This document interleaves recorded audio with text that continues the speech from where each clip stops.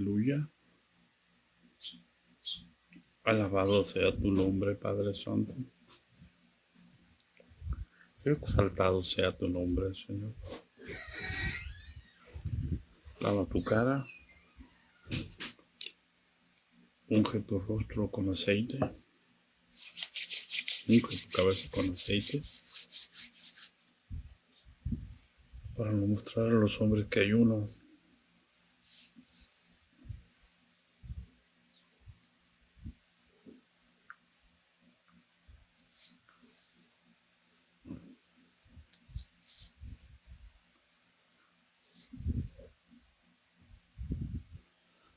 Aleluya.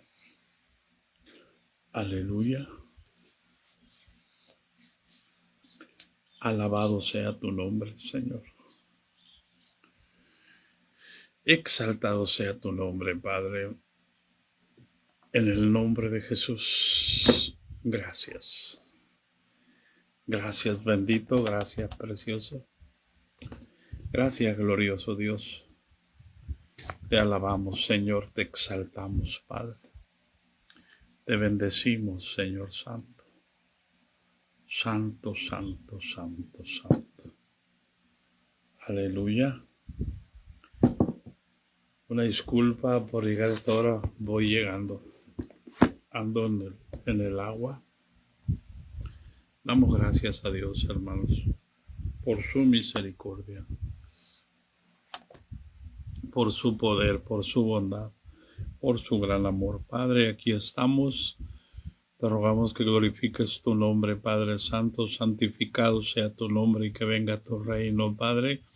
Permítenos santificar tu nombre, Señor, en todo lo que hagamos este día, Padre, para que tú recibas la gloria, la honra y la alabanza y la victoria y el reconocimiento, Padre, en el nombre de Jesucristo. Gracias te damos, Señor Santo. Gracias, bendito. Gracias, precioso Dios, en el nombre de Jesús. Danos espíritu de sabiduría y de revelación en el conocimiento tuyo. Y que enséñanos, Señor, tu gracia, Señor, para hablar tu palabra.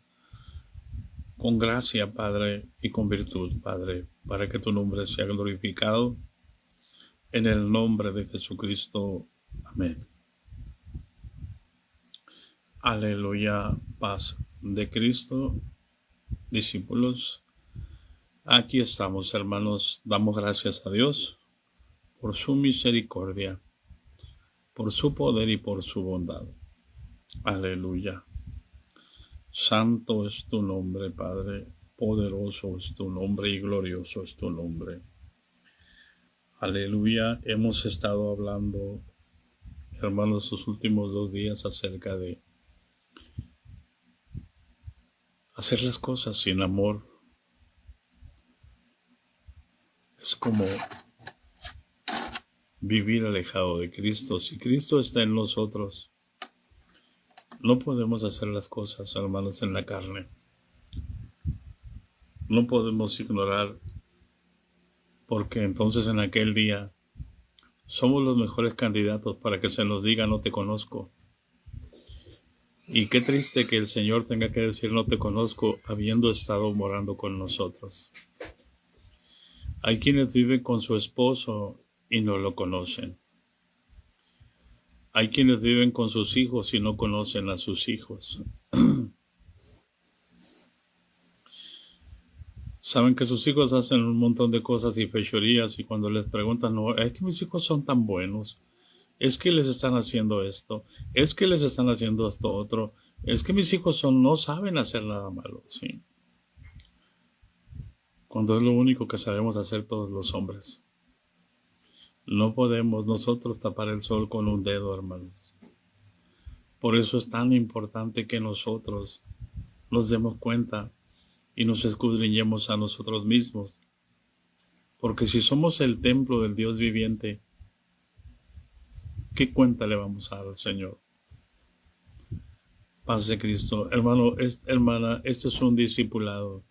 No es un tiempo para venir a gozarnos como como dicen los predicadores y los que van a la iglesia. Bueno, vamos a gozarnos en la palabra. La palabra no es para gozarte, la palabra es para que tu carne se muera, para que mi carne se muera.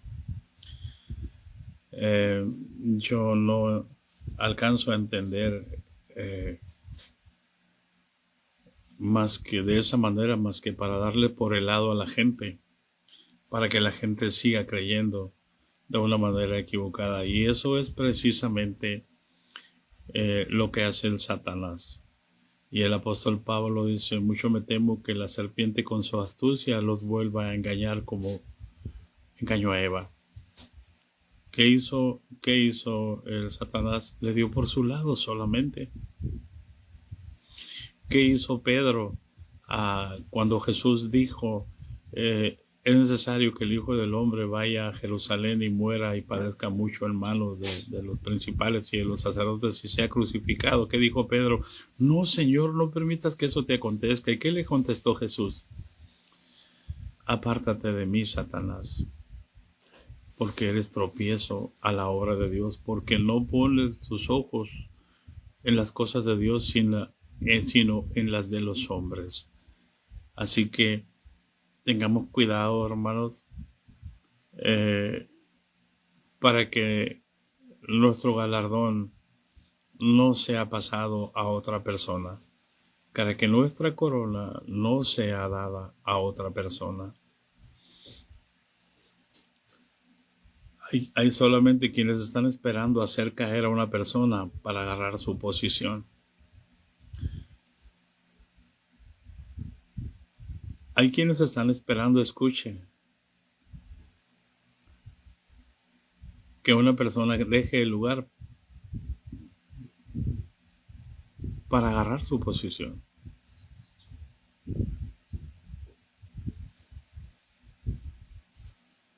Nadie puede tomar tu posición, nadie puede tomar tu galardón. ¿Te gustaría que todo lo que Dios tiene preparado para ti en el cielo se lo entregaran a otra? Cuando Dios lo tiene escrito en su libro, esto es para... no tengo comentarios, hermanos, así que no sé lo que se está comentando. Ay, Dios, espérame tantito que salió la AME, se volteó esta cosa. No le alcanzo a entender cómo quitarlo. Doble clic en la pantalla. Doble clic, ya. Ay, Dios. Quise ver si podía ver los comentarios. Mire, salió la AMES, aquí está la AMES todavía. Ahora se le pegaron las cobijas. Ahora descansó más. Entonces, hermanos, pues reciban un saludo de AMES. Amén. Amén. Dios te bendiga, hija. Aleluya. Es necesario que nosotros, hermanos, no descuidemos el don que hay en nosotros. Pero ¿cómo no voy a descuidar el don que hay en nosotros si yo no sé cuál es mi don? Por eso, el capítulo 7, hermanos, vamos a entrar al capítulo 7 de 2 a los Corintios.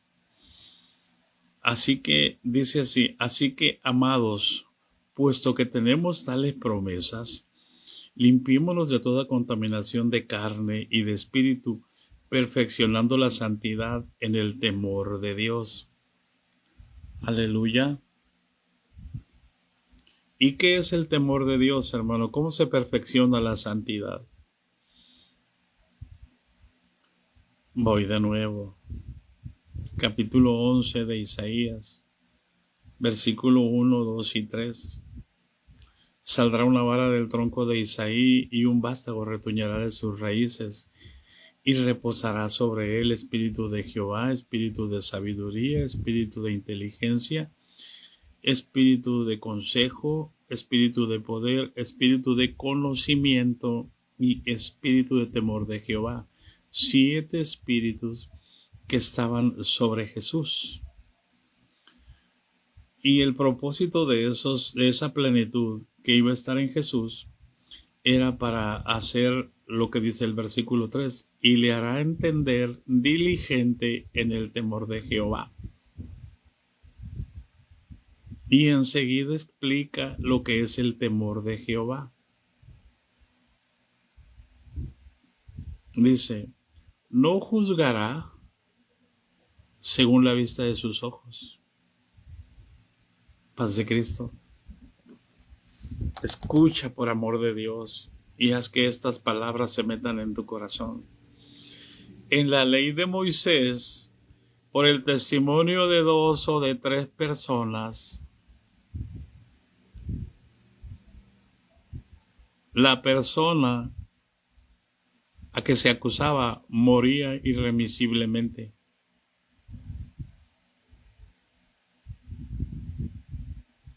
¿Qué decimos nosotros? No, sí, él fue, yo lo vi. Sí, yo lo vi, eran las 3 de la mañana. ¿Y qué hacías tú a las 3 de la mañana ahí?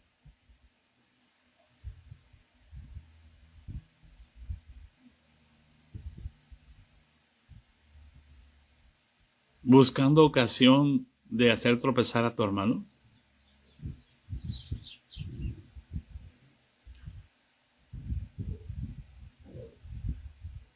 Cuando el temor del Señor dice, no vas a hacer juicios por lo que tus ojos vean. Porque en la gracia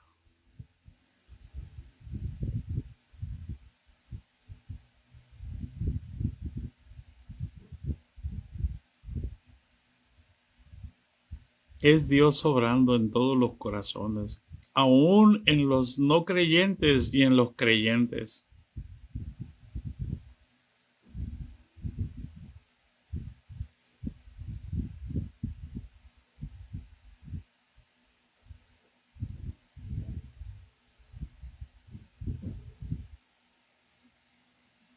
¿Conoces tú la sabiduría de Dios?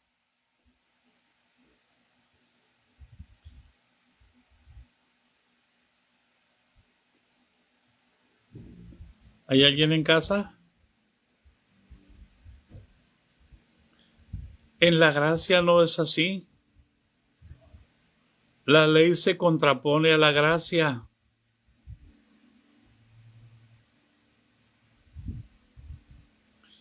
Es como la carne contra el espíritu. La ley es carne, la ley es obras y la gracia es espíritu. ¡Maya! ¡Aleluya!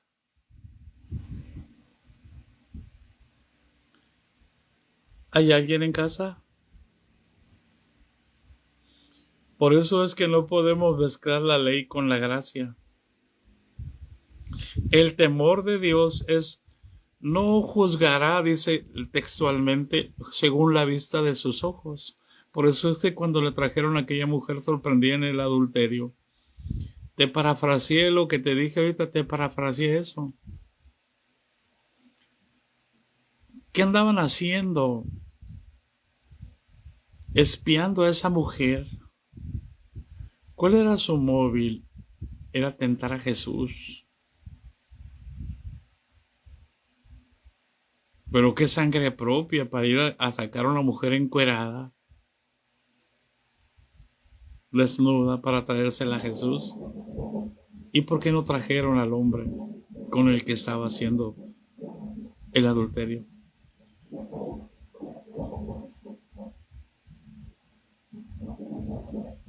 ¿Y qué hizo Jesús? Jesús habló a su conciencia y todos se fueron. Y quedó solo Jesús y la mujer. Y levantando la vista, Jesús le preguntó a la mujer, mujer, ¿dónde están los que te acusaban? Y la mujer levantó la vista y dijo, todos se fueron, Señor. Y Jesús le dijo, vete, ni yo te condeno, ve en paz, no peques más. Eso es temor de Dios. Aunque la persona haya sido sorprendida y traída para matarla, el temor de Dios te da la oportunidad de conocer a Jesús. por encima de tu pecado.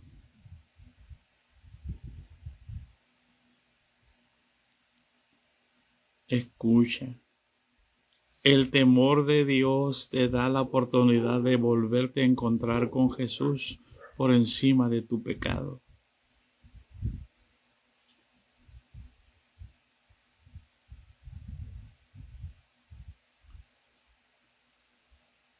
¿Hay alguien en casa?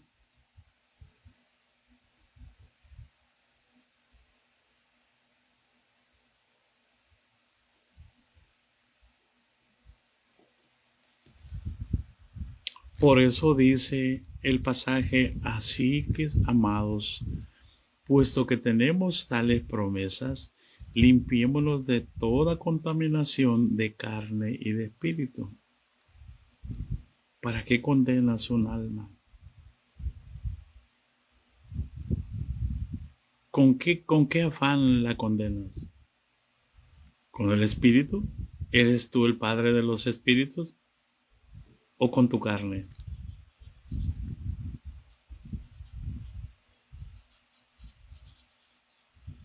¿Hay alguien en casa? Y el consejo del apóstol Pablo es que nos limpiemos de toda contaminación de carne y de espíritu. ¿Por qué? Porque si mi carne se contamina mi alma. Si mi espíritu se contamina, es que ya le di lugar al diablo. Y mi alma es reo de juicio eterno. Tenemos promesas gloriosas. Nuestra ciudadanía está en el cielo. Hay una corona de vida esperando. Hay galardones esperando. Limpiémonos de toda contaminación de carne y de espíritu. Y dice cómo perfeccionando la santidad en el temor de Dios.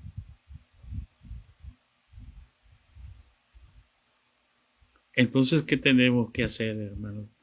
Mire, hermano.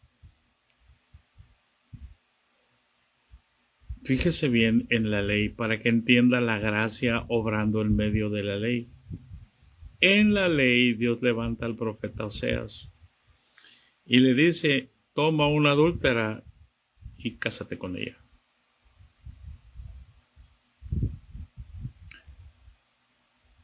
¿Ustedes creen que le iban a creer al profeta?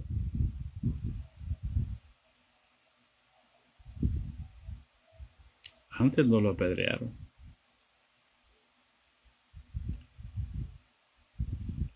Pone a un profeta a profetizar con su trasero descubierto.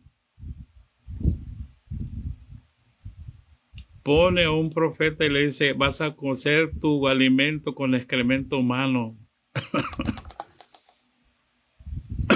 Cuando eran tan pulcros. Y tiene que comer, dice, ay no, señor. No se le da opción de comer con excremento de vaca. De preparar sus alimentos. Ellos perfeccionaban la santidad. ¿Sabes lo que es santidad, hermano? Ellos estaban consagrados al Señor y hacían todo lo que el Señor les decía, aunque fuera en contra de su voluntad.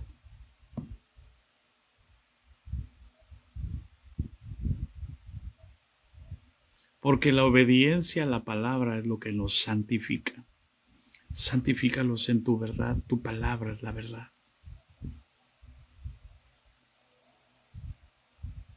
No la interpretación personal.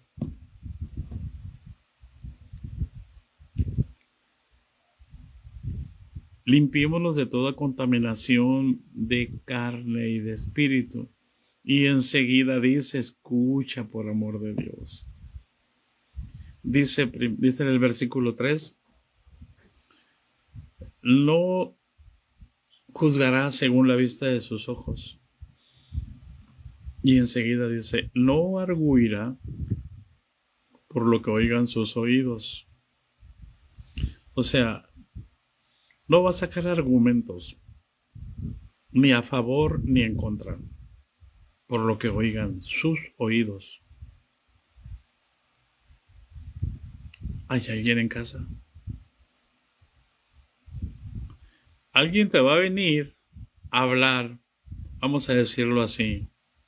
Aquí está la hermana Esmeralda. Alguien te va a venir a decir algo de la hermana Esmeralda. El temor de Dios consiste en que escuches, pero no saques ningún argumento. Ah, ya sabía yo.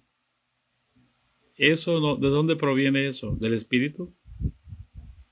Eso viene de tu conocimiento, tu palabra te está traicionando. Ah, tu conciencia te está traicionando. Ah, ya sabía yo por qué. Porque ya habías pensado mal de la hermana.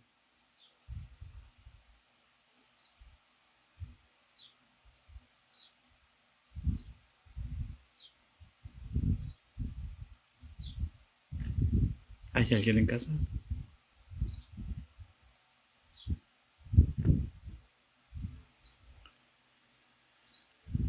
¿Qué tan importante es que nuestra conciencia esté limpia? Recuerde, hermano, que el bautismo que corresponde a esto ahora nos salva. No quitando las inmundicias de la carne, pero nos da la aspiración de una conciencia limpia hacia Dios. ¿Para qué? Para que yo no haga juicios, para que todo se lo entregue a Jesús y Él es el que juzga las cosas. Pero la palabra a mí me enseña y me da facultad para saber analizar las cosas. Eso es hacer un juicio, saber analizar las cosas. Lo que hacemos nosotros no hacemos juicio, hacemos sentencia.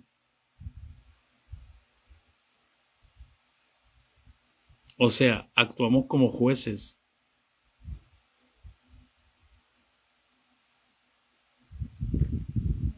Y eso no es temor de Dios.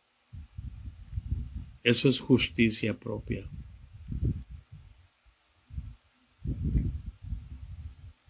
Y cuando no, y cuando, como decíamos,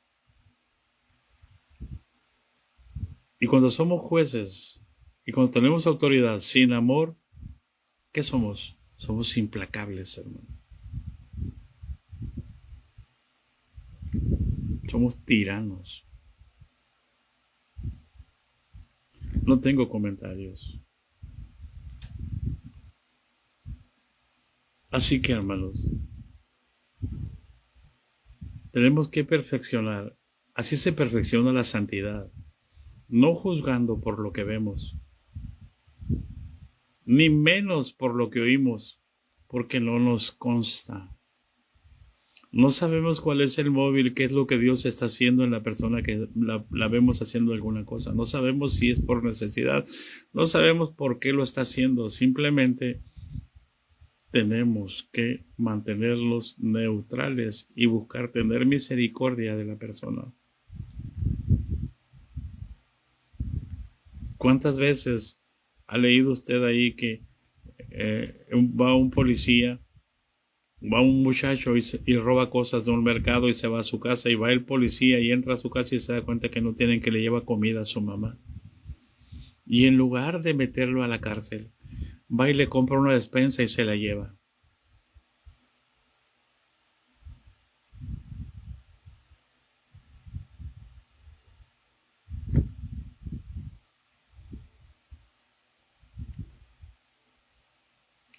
¿Hay alguien en casa?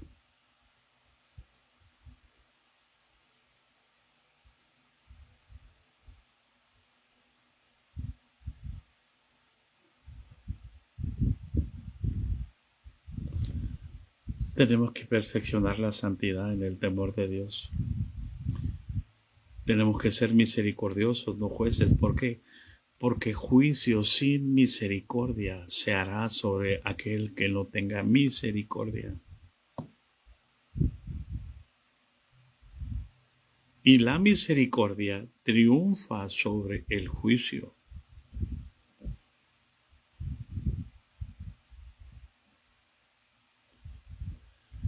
Por eso, después de todo lo que hemos estado viendo, el apóstol Pablo les dice a los de Corinto: así que, amados, puesto que tenemos tales promesas, limpiémonos de toda contaminación de carne y de espíritu, perfeccionando la santidad en el temor de Dios. Y ahí puedes aprender en tu casa con tus hijos, porque no falta que un hijo le diga, mamá, él hizo esto y esto y esto y esto. Y en lugar de enojarte con el hijo, tú tienes que ir a hablar con el otro hijo, a ver, mijito, venga para acá. Y delante del que te dijo, mira, me está diciendo él que tú hiciste esto, delante de él, para que no crees un conflicto entre los dos hijos. ¿Es verdad o es mentira? Y si lo encuentras falto, ¿qué haces? ¿Lo castigas o le enseñas las consecuencias?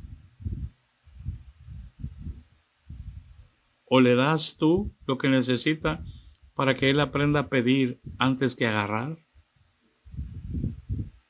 Para que esa persona entienda el amor antes que tomar las cosas que no le corresponden.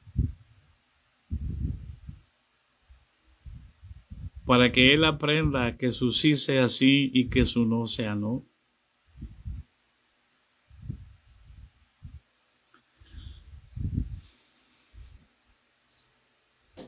No escucho sus comentarios, no veo, gracias a Dios. Por eso vamos a entrar a la siguiente parte, hermano. Dice, el apóstol Pablo se goza con los de Corinto. Y dice, admitimos, dice el apóstol Pablo, a nadie hemos agraviado, a nadie hemos corrompido, a nadie hemos engañado.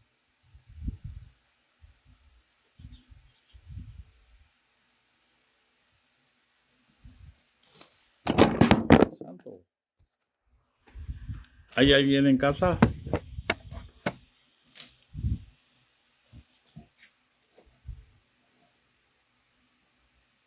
No, no volvieron ni los comentarios, no aparece. A nadie hemos agraviado, hermanos. A nadie hemos corrompido. A nadie hemos engañado. Y dice, no lo digo para condenaros, porque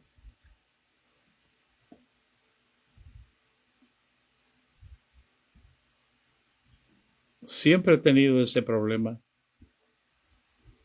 aunque yo no lo veo como problema.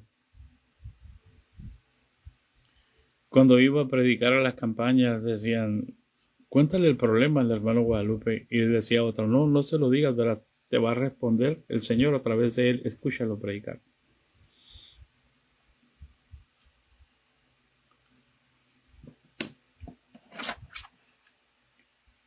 Y venían y me decían, gracias hermano por la palabra.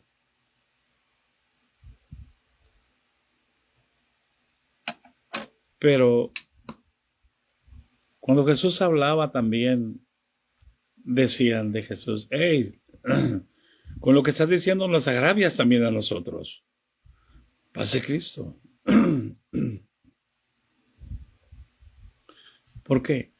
Porque se sentían aludidos con la predicación. El Señor no estaba predicando por una persona en específica. El Señor siempre predicaba contra el pecado. Porque Él sabía que el pecado se enseñoreaba de nosotros. Y Él por eso murió en la cruz del Calvario, para Él ser el Señor de nosotros y para que el pecado ya no se enseñoree más de nosotros.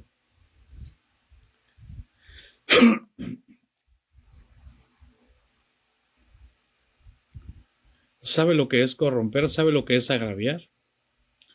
A ver, no tengo comentarios. Digo, decir que alguien pusiera lo que significa agraviar. Corromper. ¿Sabe lo que es corromper, hermanos?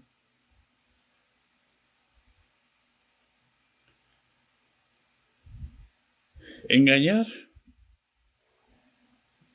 es lo que más fácil hacemos. Hacerlo voluntariamente, hacerlo con premeditación. Hermano, a eso se refiere el apóstol Pablo. A corromper a las personas, a cambiarles su identidad. Aquí pudiera decir muchas cosas, muchos se sentirían agraviados. ¿Por qué? Porque nos cambian la identidad de hijos de Dios a un número más en una institución.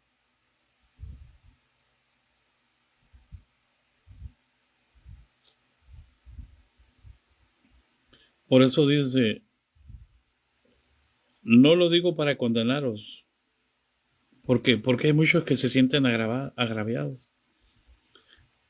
¿Cuánta gente se mete nada más a decir cosas sin sentido y que van ni de acuerdo al tema?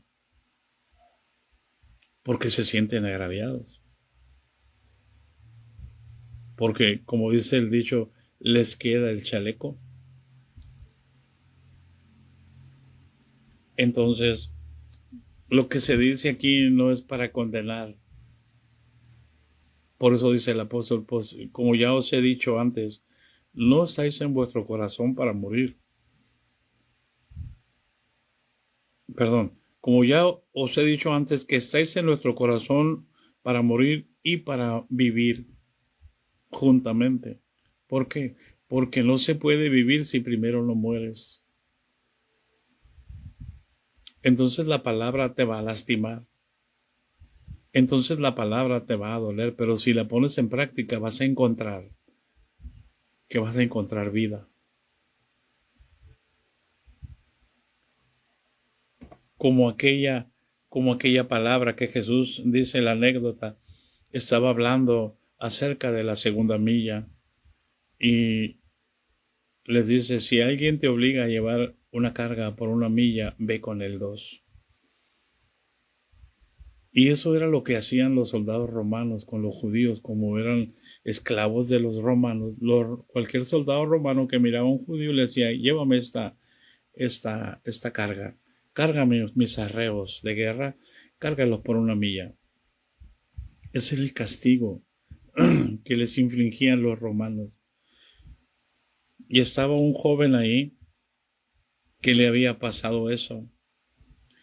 Y se alejó de Jesús. No, ¿cómo le vamos a ayudar a esos perversos, a esos romanos?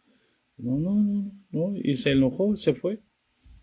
Y cuando va alejándose de Jesús, vienen dos soldados romanos y se lo encuentran y le dicen, hey tú, cárgame las cosas.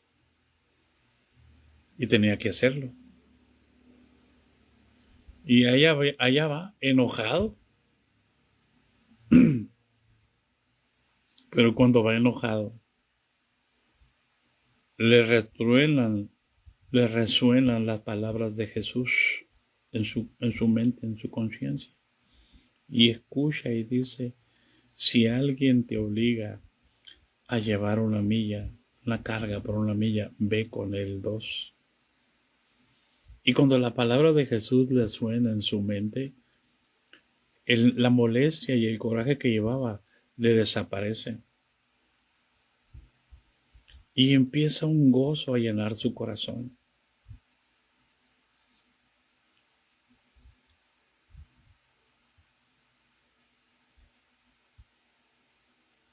Y los soldados se dan cuenta. Entonces llegan a la milla, dice, hasta aquí, ya estoy una milla. Dijo, no, no, le dijo, te la voy a llevar 2. Y se dan cuenta los soldados que el muchacho que iba enojado ahora está contento, ahora está feliz. Y les dice el soldado, les dice, ¿qué te pasó? Tú venías muy enojado, ¿ahora por qué estás contento? Y el muchacho les dice, porque acabo de aprender de un hombre llamado Jesús que está ahí atrás, una milla atrás. Él me dijo, si alguien te obliga a llevar una carga por una milla, ve con él 2. Y lo hago con gozo y lo hago con gusto porque algo pasó en las palabras de ese hombre. ¿Quién es ese hombre? Y los llevó, se regresó la otra milla y los llevó a Jesús para que escucharan a Jesús. Si la palabra de Dios primero no te mata, no vas a encontrar vida. El apóstol Pablo Sabía que le hacía mucho daño con su predicación a los judíos. Los judíos se sentían ofendidos, se sentían agraviados. Pero no era el propósito de agraviarlos porque él quería agraviarlos, sino porque la palabra tiene el suficiente poder para agraviarnos a todos, para producir convicción de pecados. ¿Hay alguien en casa? Por eso dice el apóstol, admitimos, a nadie hemos agraviado voluntariamente, a nadie hemos corrompido, a nadie hemos engañado, porque la palabra no es para engañar. No puedes cambiar la palabra de Dios para favorecerte, para que todos te hagan caso a ti. Tenemos que hacerle caso a la palabra, no a nosotros. Eso es aprender a ser discípulo. Porque Jesús tenía que morir. Él no quería que le hicieran caso a él como persona. Él quería que le hicieran caso al Espíritu de Dios que iba a estar en ellos y los iba a guiar a toda la verdad. Esa es la palabra que sale de la boca de Dios. No solo de pan vivirá el hombre, sino de toda palabra que sale de la boca de Dios. Es la que sale y llega a la gente y la gente empieza a obedecer a Dios y no al hombre.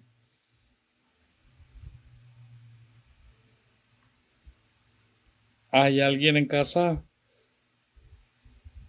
Admitimos, dice el apóstol Pablo. A nadie hemos agraviado. A nadie hemos corrompido. A nadie hemos engañado. No lo digo para condenaros, pues ya he dicho antes que estáis en nuestro corazón para vivir, para morir y para vivir juntamente. Yo necesito morir para que Cristo viva. O sea que la muerte actúa en mí y entonces la vida en ustedes. O sea, morimos y vivimos al mismo tiempo. Por eso el apóstol dijo, con Cristo estoy juntamente crucificado y ya no vivo yo, mas vive Cristo en mí. Y nosotros estamos, aleluya, en nuestro, dijo el apóstol Pablo, no lo digo para condenaros, pues ya he dicho antes que estáis en nuestro corazón para morir y para vivir juntamente.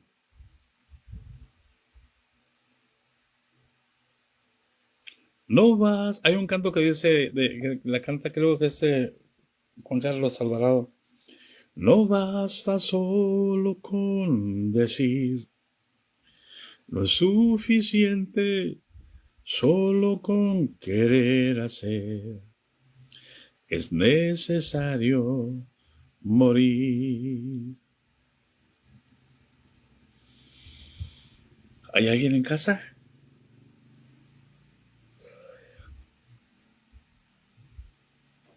Por eso dice el apóstol Pablo, mucha franqueza tengo con vosotros. Mucha franqueza tengo con vosotros. Mucho me glorío con respecto a vosotros. Lleno estoy de consolación. Sobreabundo de gozo en todas nuestras tribulaciones. ¿Qué dice? Sobreabundo de gozo, dice, en todas nuestras, no en las de ustedes, no dice vuestras, dice nuestras. ¿Por qué? Porque, hermano, se tiene que librar una batalla para poder hacer discípulos. No se hace discípulos porque tienes conocimiento. El conocimiento envanece. Se hace discípulos porque tienes amor. El amor edifica. Dígale a su maestro, el que los está discipulando en la iglesia. Van a tomar talleres de liderazgo. Y es exactamente lo mismo. En la cátedra de Moisés se sientan los escribas y los fariseos. Y siempre lo mismo. El amor hace la diferencia. El conocimiento envanece. Pero el amor edifica.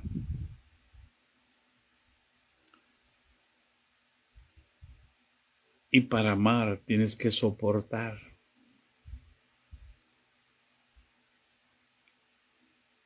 O tienes que hacerte a un lado.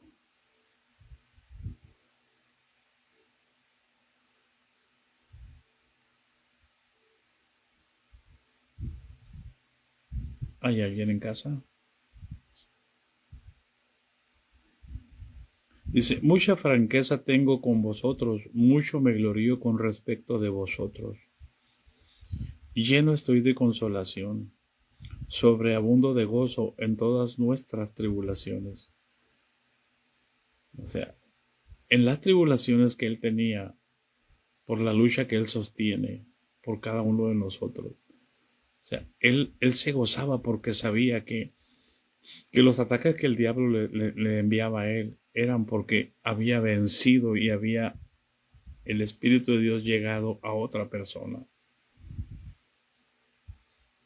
Por su predicación, por sus cartas. Y empieza a decir, hermanos, versículo 5, porque de cierto, cuando vinimos a Macedonia, ¿sabe dónde es Macedonia? La primera provincia de Macedonia. Acuérdense, miren, acuérdense en la escritura en el libro de los Hechos, cuando Pablo quería ir al Asia Menor y el Espíritu Santo se lo impidió. Entonces él se puso a orar para saber la voluntad de Dios y el Señor le mostró una visión. Un varón macedonio le decía en la visión, pasa acá y ayúdanos. Entonces él inmediatamente entendió que el Señor quería que partieran para Macedonia. Y aquí dice, porque de cierto, cuando vinimos a Macedonia, ningún reposo tuvo nuestro cuerpo, sino que fuimos atribulados de fuera conflictos, de dentro temores. Vaya que fueron atribulados. ¿Por qué? Porque yo fuera un demonio de una muchacha que adivinaba. Y los azotaron, y los metieron a la cárcel y los pusieron en el cepo. ¿Hay alguien en casa?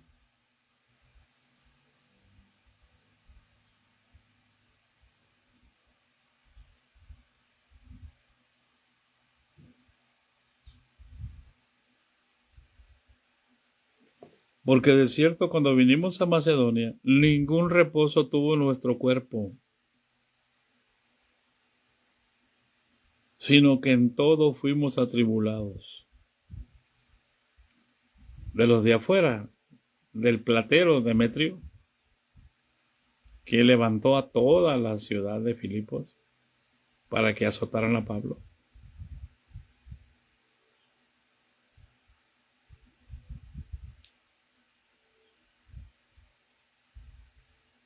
Y de adentro, temores. Y vaya qué forma de consolarlos. Mire, hermano. Dice, pero Dios que consuela a los humildes, nos consoló con la venida de Tito. Y no solo con su venida, sino también con la consolación con que él había sido consolado en cuanto a vosotros, haciéndonos saber vuestro gran afecto, vuestro llanto, vuestra solicitud por mí, de manera que me regocijé aún más. O sea, ¿cómo Dios consoló al apóstol Pablo?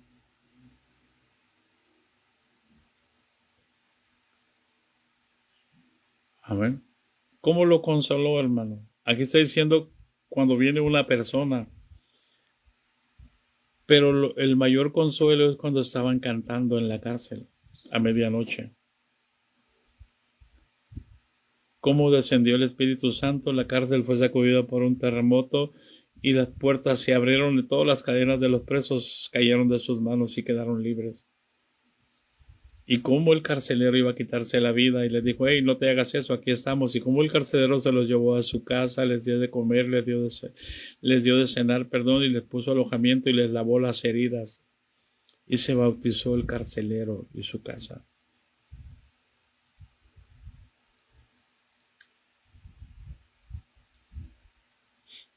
Por eso es que Dios, que consuela a los humildes, también hubo otra consolación, los consoló con la venida de Tito. Y no solo con su venida, sino también con la consolación con que él había sido consolado en cuanto a vosotros. Tito también había padecido problemas. Dice, haciéndonos saber vuestro gran afecto, vuestro llanto, vuestra solicitud por mí de la manera, o sea, haciéndolos saber, o sea, los de Corinto, hermanos, amaban al apóstol Pablo, pero no todos. No todos te van a amar. Hay quien siempre va a estar a la expectativa para aprovecharte de un error tuyo, para señalártelo. Y dice, haciéndonos saber vuestro gran afecto, vuestro llanto, o sea, cómo verdaderamente derramaban su corazón para pedir la cobertura de Dios por el apóstol Pablo. Vuestra solicitud por mí, estaban solícitos por él, de manera que me regocijé aún más. Porque dice, versículo 8, aunque os contristé con la carta, no me pesa. ¿A qué carta se refiere, hermano? A la primera carta. Porque por eso dicen que el apóstol Pablo era bien duro. En el capítulo 5, hermano, habla de la primera carta, habla de un caso de inmoralidad juzgado. Amén. Y dice, porque aunque os contristé con la carta, no me pesa, porque entonces lo lamenté, porque veo que aquella carta, aunque por algún tiempo os contristó, o sea, a veces no entendemos, hermanos, que la palabra dura es lo que nosotros necesitamos. Que no nos deje otra opción. Jesús no tiene un segundo plan, no tiene una opción B. Jesús nomás tiene una opción. ¿Hay alguien en casa? El que no come mi carne ni bebe mi sangre no tiene vida en sí mismo. Punto. El que no deja padre, madre, hijos e hijas, casas, no puede ser mi discípulo. Punto.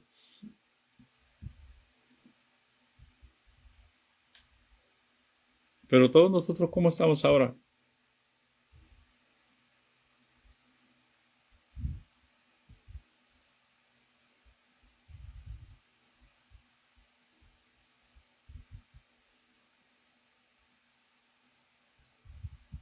¿De quién vas a ser discípulos? Tuyos, seguidores tuyos. Pero cuando tú renuncias a todo, entonces puedes hacer discípulos de Cristo.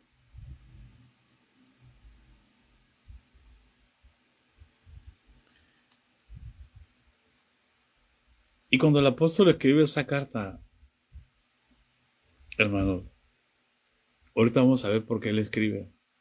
Dice, versículo 8, porque aunque os contristé con la carta, no me pesa, aunque entonces lo lamenté. Porque a veces uno no espera la reacción. Cuando uno quiere corregir a una persona, lo hace con amor y no va con severidad. Pero la otra persona no lo toma así.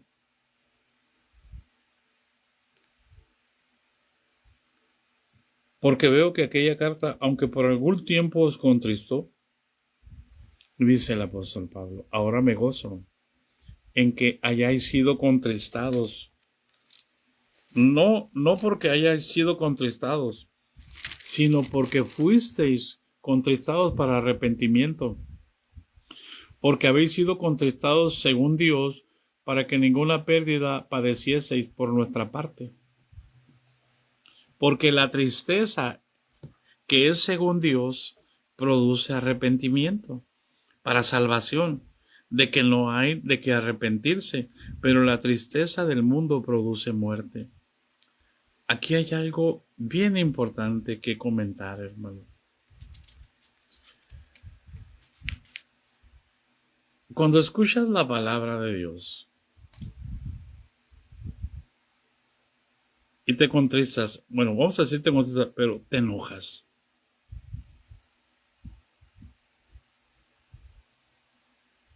¿Por qué te enojas? Porque hiciste un juicio.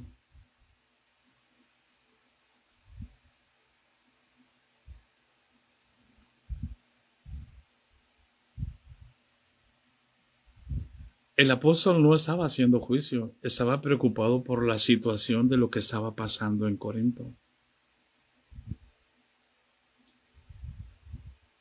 Porque era algo muy vergonzoso. Pero los lazos de amistad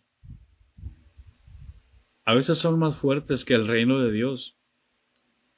Y si tú hablas mal de Pancho, le das un consejo a Pancho y le vencías su pecado, entonces, ¿qué va a decir? No, si está mal el apóstol Pablo. Si conociera, ve el caso de mi mamá y de mi papá pero si conociera el caso de allá de Juan y de Pedro, de Juana y de Pedro,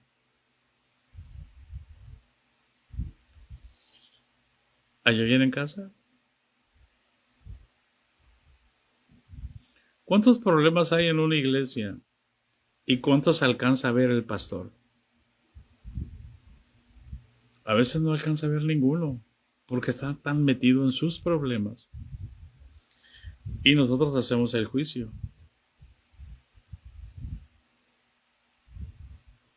Porque reclamamos atención. Cuando el apóstol Pablo lanza esa carta, está muy dura la primera carta. Les llama niños, les llama perversos, les llama un montón de cosas. Inmaduros.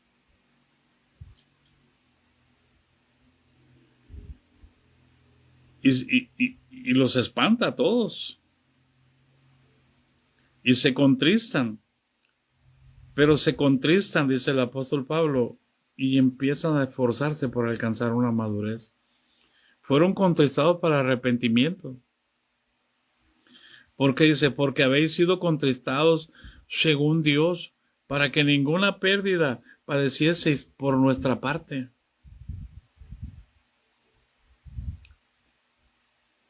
¿Cómo se requiere madurez para entender esta porción de la Escritura? Y cuando entiendes esto, entiendes por qué Dios nos disciplina, por qué Dios nos castiga. Porque si te nos dejas en disciplina, somos bastardos, sino hijos. ¿Y qué hijo es aquel a quien el padre no disciplina? La disciplina al momento no produce gozo, sino produce tristeza. Pero después da fruto apacible a los que en ella han sido ejercitados, a los que entienden que es necesaria una corrección. Pero hay quienes no se dejan corregir porque creen que son la virtud de Dios andando. Hay quienes no se dejan corregir porque creen que son los que Dios los puso, pero ellos son igualitos que la santidad de la Iglesia Católica porque son inefables, o son inefalibilidad, tienen la inefalibilidad pastoral. Y si fallan, tienen permiso de Dios. Como los que adulteran y no pasa nada, seguimos pastoreando.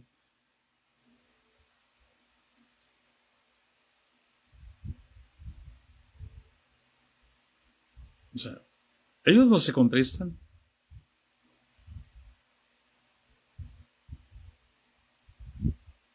Para que ninguna pérdida padeciese por nuestra parte. ¿De qué sirve que sigan ocultando todo el pecado si no van a entrar en el reino de Dios? Todo va a ser pérdida. Por eso el apóstol les escribe en el capítulo 3 de 1 Corintios y les dice, si alguno edificare con madera, con heno, con hojarasca, con papel, La obra de cada uno será probada por el fuego. Si bien él sufrirá pérdida, él será salvo, así como por fuego, pero él sufrirá pérdida, no va a recibir todo lo que Dios le había prometido.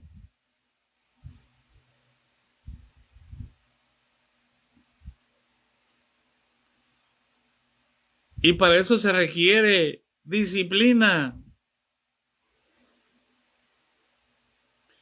¿Hay alguien en casa? No se trata de sobarle el lomo. Venga, y hermanito, véngase para acá. Mire, aquí sí lo queremos, aquí sí lo amamos, hermanito.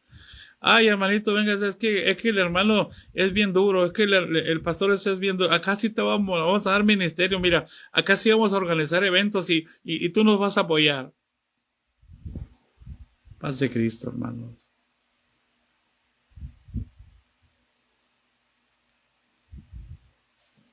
Por eso es importante entender qué es lo que nos entristece a nosotros.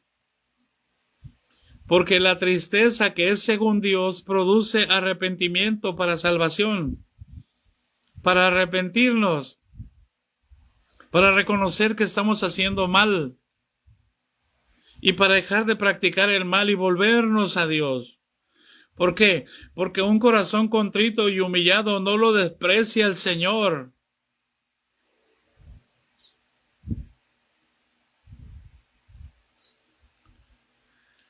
¿Hay alguien en casa?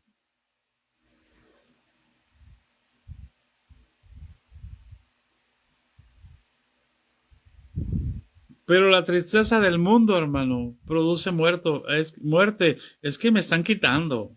Es que me quitaron. Es que, hermano, la tristeza del mundo produce ira.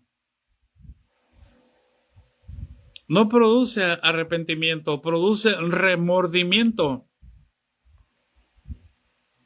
Por eso Judas, hermano, cuando se dio cuenta de lo que había hecho, no pudo arrepentirse. La conciencia lo acusó. Ese remordimiento, la conciencia lo acusó. Había entregado inocente. La conciencia, hey, tú lo mataste, tú lo mataste, tú lo mataste. Es el mismo demonio de acusación. Por eso la tristeza del mundo produce muerte, hermanos. En la tristeza del mundo no hay arrepentimiento.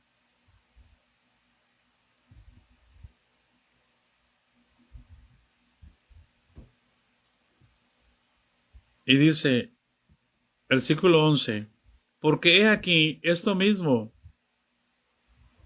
de que hayáis sido contristados según Dios, ¿qué solicitud produjo en vosotros? Cuando somos contristados según Dios, el Espíritu Santo nos impulsa a actuar inmediatamente en el orden divino, no en el orden del mundo.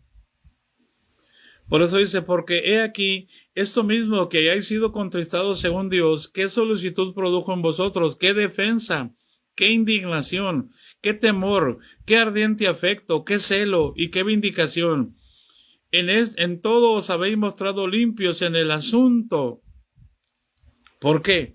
Porque entendieron que no se debía soportar el pecado, que no deberían de estar, como en el capítulo 5 de 1 Corintios, envanecidos. Alguno tiene la mujer de su padre y estáis envanecidos, creyendo que también, como lo hacía ese hombre, todos tenían licencia de hacerlo. Si no, pregúntate, ¿por qué dices, hermana, me puedo poner esto? No, le dices tú. ¿Y por qué aquella hermana sí, dices tú?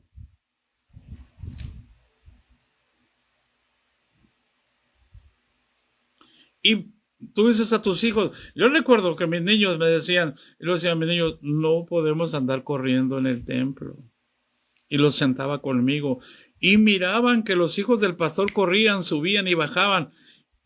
Y llegamos a la casa y me decían mis niñas, ¿y por qué nosotros no podemos correr? ¿Por qué los hijos del pastor sí pueden correr?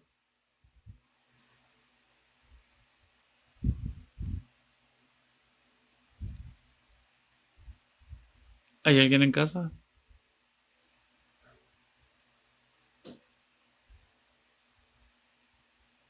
Aunque no sabía qué responderle, yo le decía a mis hijos, ustedes y yo no vamos a correr en el templo. Y ellos aprendieron a respetar.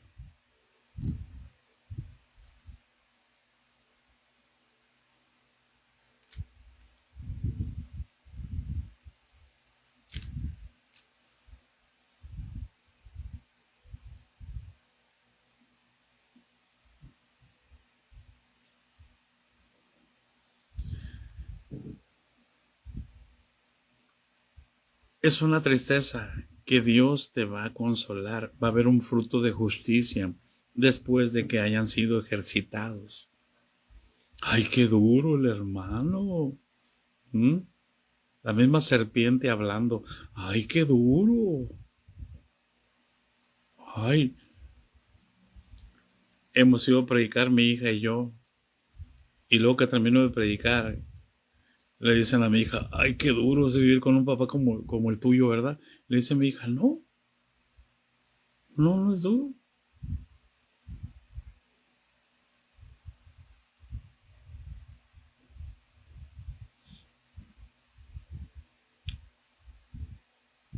¿Cómo vamos a conocer a Jesús?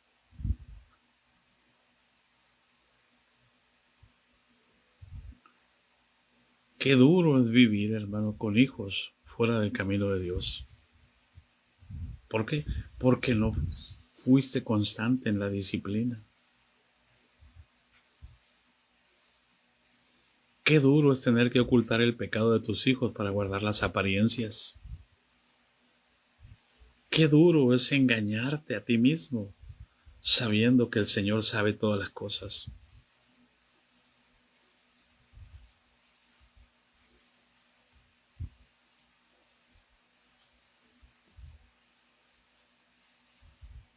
Y echándole la culpa a los hijos, y echándole la culpa al esposo o a la esposa. ¿Por qué aquí esto mismo, que hayáis sido contristados según Dios? Hermano, por eso dice la Escritura, padres, no provoquéis a ira a vuestros hijos, sino criadlos en disciplina y amonestación del Señor.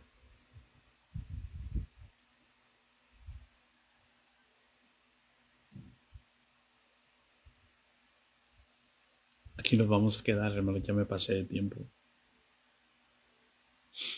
Hoy no, man. Hoy nomás disciplinamos a los que no diezman. Pero si los hijos de los que diezman cometen adulterio, no digas nada, no. Tú sigue adelante. Dios es muy bueno. ¿Eh? ¿Qué tal? Dios es muy bueno. Si no se le corrige, si no se le amonesta, va a volver a cometer adulterio el chamaco.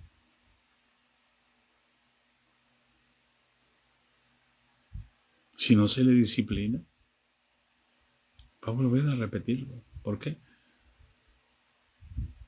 Porque cuando se comete la falta y no viene el castigo, el corazón de los hombres está dispuesto a seguir haciendo lo mismo. Por eso tenemos tantas dificultades con los hijos de los pastores. Tenemos tantas dificultades y los tenemos que tapar, y ahí los tenemos en el ministerio. Y es la siguiente generación de pastores que va a entrar a la iglesia. El camino de la bestia está preparado. ¿Quién se lo preparó? ¿La nueva orden mundial? No, la iglesia le preparó el camino de la bestia.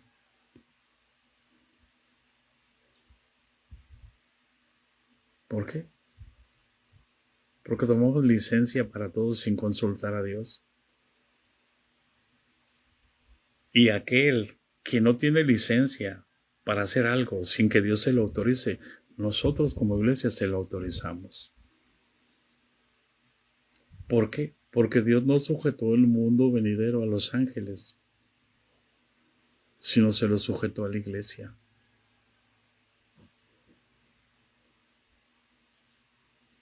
Y como nosotros dimos licencia para pecar, entonces el diablo pudo entrar a tomar el control de la iglesia. Y la iglesia le preparó el camino al anticristo. Así como usted dice en Israel, ¿cómo es posible que Israel esté preparando la llegada del Mesías? Bueno, sí, los únicos que podíamos frenar, Dios no le dejó el control a Israel. Dios le dejó el control a su iglesia.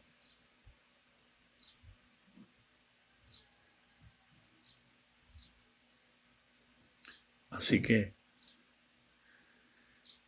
más adelante vamos a ver en el libro de los Hebreos esa porción. El Señor Jesucristo te bendiga y te guarde, y haga resplandecer su rostro sobre ti, tenga de ti misericordia. El Señor Jesucristo alce sobre ti su rostro y ponga en ti paz. La gracia de nuestro Señor Jesucristo sea con todos nosotros. Amén. Bendiciones, hermanos. No tuve ningún comentario. Quizás ahorita más tarde voy a repetir la enseñanza y voy a ver los comentarios. Dios los bendiga y los guarde. Nos vemos el lunes con el favor de Dios. Les amamos en Cristo. Amén.